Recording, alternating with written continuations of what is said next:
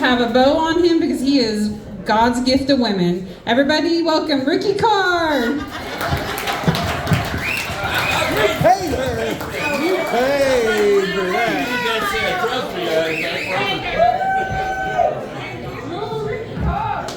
Yeah. It's amazing what a little $20 bill will do for you.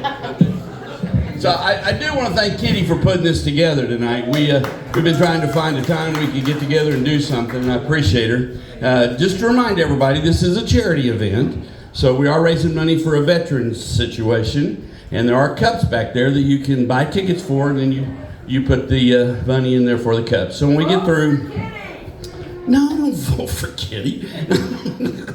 I want the trophy. I don't like to lose, you know. So, but be sure you go back there and vote. We certainly would appreciate it.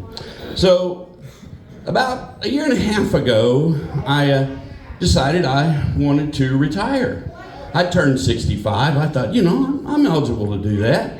So I went to my lovely wife and I said, Jan, I'm going to retire. And she said, hey, great, you got to get a job. Well, that sort of defeated the purpose there. But it came a problem in that I don't like to do manual labor. Does anyone know me real well? I mean, I don't do manual labor. So I had to find something that would work within the constraints of laziness. That's the best word I know to put it. But I got a job with Lyft. Now, Lyft is a great job because you can work when you want and, you know, kind of make what you want and do what you want. But it had some challenges in the beginning. It's all on your phone, which means you have to be technologically able to do that. And as some of you may know, I am technologically challenged from the get-go. So I had to get some help. Finally got to where I could do the Lyft thing, and I go pick people up. Now, it tells you where to go, who to pick up, where to take them and everything. But I found out that people will tell you the craziest things. I mean, they will just share with you because they don't think they're ever going to see you again, or they think that you know, there's someone that they can confide in. So I got one lady in the car one day, and I was trying to be nice, and I said to her, so how's your day going? She said, my menstrual cycle is totally out of whack. And I'm going, okay. I don't even know what you do with that. I don't even know how to respond. I'm trying to be nice. I'm sorry. For 15 minutes, I learned everything I wanted to know and didn't want to know about this woman's situation.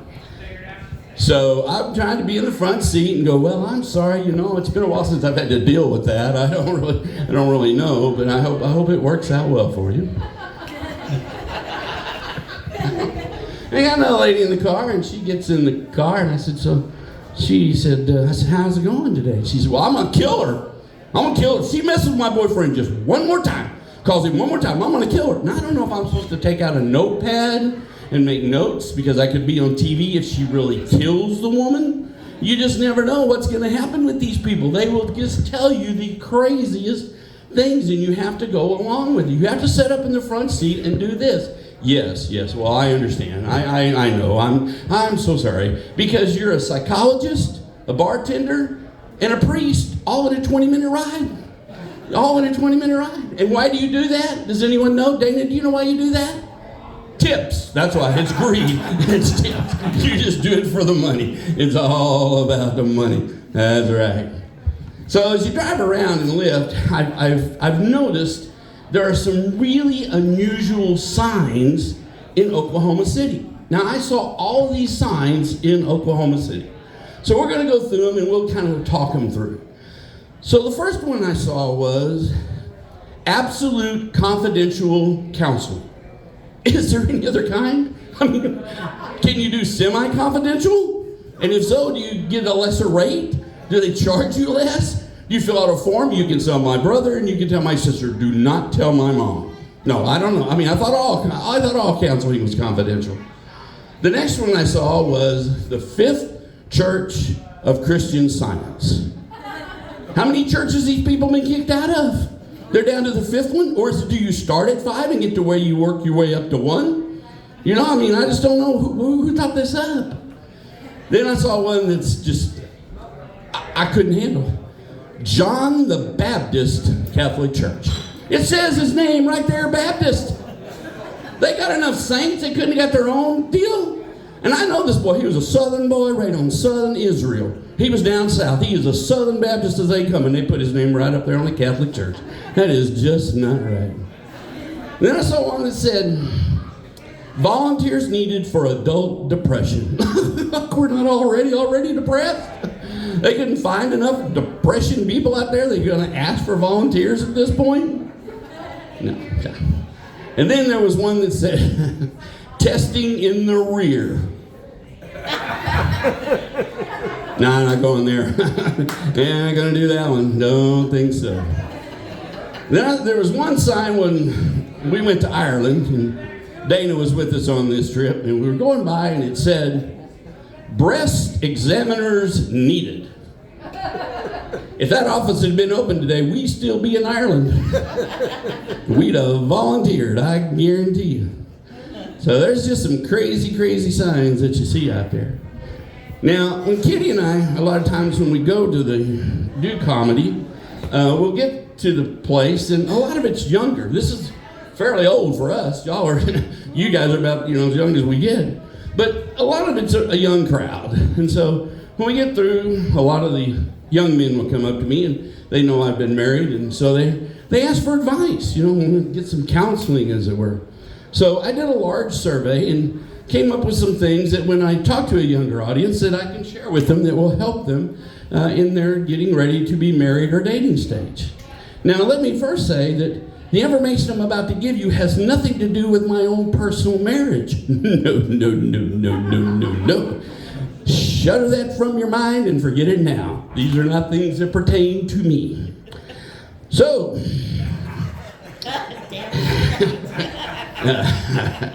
I'm going to be in a lot of trouble after this one. Okay, so the first one is that when you are getting married or you're going to have children, there's only 2 words that you need to know when dealing with your wife. Now, most people would think it's 3. The 3 big words, what would be, I love you. And those are nice words, and they're good words, but they're not the right words. When you're getting married or your wife is having a baby, the only 2 words that you need to know are yes, dear. That's it. Whatever she wants to do, it's yes, dear. If the wedding comes around and she says, I'd like to ride on a white elephant into the church. Yes, dear. Sounds good. I don't care. These are words that will be for you go in your marriage. Just remember that they will work for you at all times. The next thing is that when you get married or you're dating someone, you're in a serious relationship, you'll learn how to drive all over again. You thought you knew how to drive. No. You think you have a GPS? I can tell you where your GPS is. Right there. This is just the secondary deal in case something happens and she's not with you. Otherwise, that's your GPS. You'll learn when to go fast. You'll learn when to go slow. You'll learn to signal on time. You'll learn to turn your signal off. You'll learn that you are no longer in control of the music you once loved. Because every so often he goes, click, click, I was listening to that. No. You may even learn that you don't know how to dress. Are you going to wear that shirt? I thought it was. Looked good to me, Are you, do those slacks, are those clean? No, not really. I just needed to wear something. I don't know. So you'll learn a lot of things about how you do dress. Now, the last and the most important one is you'll learn what I call the however or but.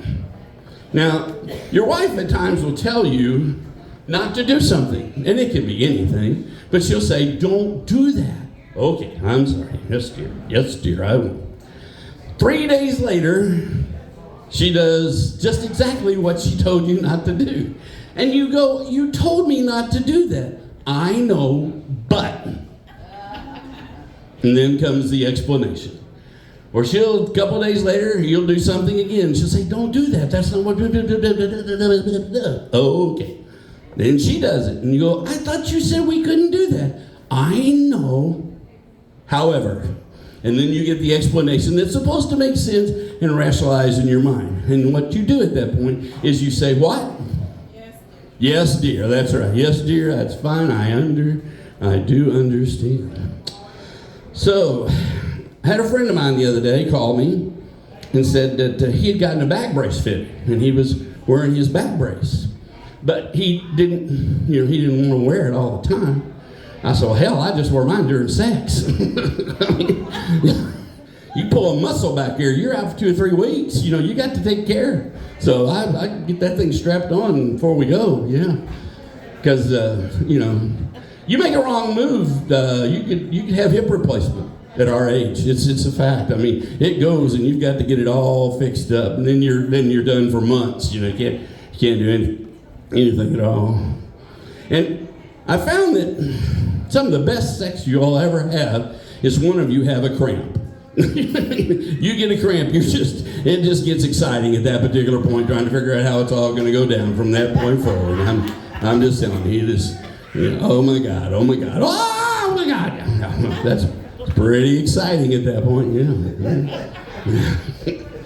Yeah, and being gay is not sexy, but it keeps the limbs, where you can use them all. So you need to do that. And remember that at our age, we can and do still get in all the same positions that we used to get in before.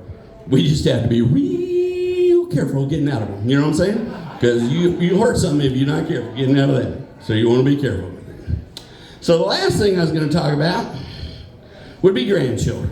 Now, I have grandchildren that are, 2 of them that are 17 years old now. They're grown boys. They got cars, girlfriends, and they're just at the age where they're trying to figure out if Grandpa is crazy or he's been this way his whole life. And now they figured it out that, according to my children, I have been this way my whole life. So they're doing fine. But they're good kids, but they're older. Then I have 7 that are all under the age of 9. And children have the unique habit of asking the most unique and brutal questions that there are. Such as, is the reason your belly's so big because you drink so much Dr. Pepper? Well, no, I'm trying to cut back. I'm drinking diet, and I'm working on it as best I can, I'm trying really hard, and then, get the one that's, how do you sleep and snore so loud? It takes years of practice, I don't know, I'm just, wake up. And then you have the one, if M&Ms are vitamins, why don't you look like my dad?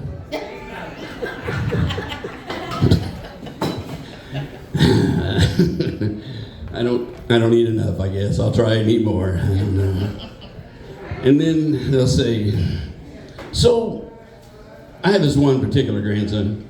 He'll ask the question, so, are there instructions to this, or you just not know what you're doing? I just don't know what I'm doing. But the best thing about grandkids is that, eventually they go home, But we've had a great time with ours, and we try not to do all the things that their parents tell us not to do with them. But that doesn't last long, because we're grandparents, and we get to spoil them. Had we known we were going to have such cool grandkids, we might not have had children. I know everybody's heard that one before, but it's true. We love them. They come and stay with us on a regular basis. People will say, hey, can you go out Friday night? No. Got grandkids. What are you doing on April 15th? I've got grandkids. They're coming over. And they're all so different. It's the strangest thing. I mean, we got grandkids that are real smart. They're all real smart and they're cute, but some just have different personalities, that will act differently with you. They'll just say things to you that you just couldn't imagine any normal person would say. But the thing that you like most about them is they're just sweet kids, and they are sweet kids. So I do want to say, in closing here, that we don't get to do this very often, and we always appreciate everybody who comes out. It's nice for you to come and watch us tonight and hear us and be around some comedy, and I appreciate the other people that were here with us tonight and the fine job that they did. And hopefully we'll get to do this couple more times. We're going to try to rent the Civic Center soon. We feel like we could fill it up. Get out there and have a big crowd that night, you know. So, but we really do appreciate you coming out here. We hope you've had a really good time. We hope you've enjoyed the comedy here tonight, and we look forward to seeing you at our next deal. So make sure you do go back there and buy tickets. If you're looking for good looking, mine is on the deal. It's the good looking guy that's right there, as she said. So go over there and buy some tickets. Thank you all very much. Appreciate you coming.